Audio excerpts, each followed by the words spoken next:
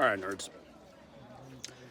We are now at the upper citadel looking down over Hyderabad. And if these stone walls could talk, they'd be yelling, "You thought that was going to be easy? It's like 327 steps, and they're not normal, bro." Anyway, just so you're not looking at this wall, I'm going to take you down a little bit. We're going to walk out, and I'm going to finish this story up. All right. That's somewhere a little bit more interesting, maybe.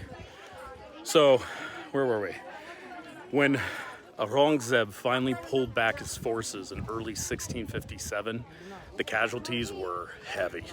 Some sources estimate up to 1,000 Mughal troops lost to disease, ambush, and the unrelenting Deccan heat, which looks like it's going to consume me also.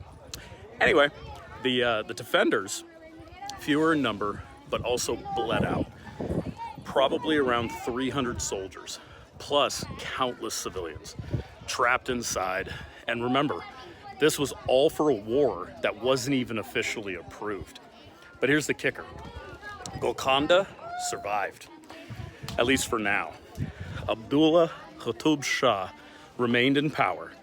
The fort stood unbroken, and the Deccan still semi-independent. But Aurangzeb never forgot. A decade later, when he became emperor, he came back with a vengeance. The 1687 siege of Golconda would last 8 brutal months and end with the total collapse of the Qutb Shahi dynasty. But that, my friends, is another story.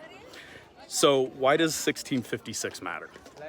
Because it was the first blow, the first crack in the dam.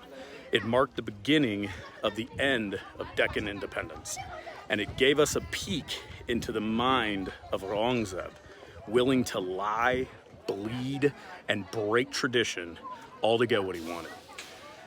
To all those who died on both sides, I tell this story to remember the struggle.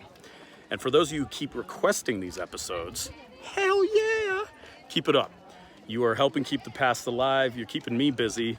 I'm totally booked out to February, so please fill up my DMs. And if you like this, you think somebody else might, that's disgusting. Share it, let them know, have them follow me, subscribe, the whole thing. And we're gonna keep telling war stories, guys. All right, thank you for tuning in to another episode of You Didn't Give a Shit, but I'm gonna tell you anyway. I'm gonna go find water so I don't die, and I will see you next time.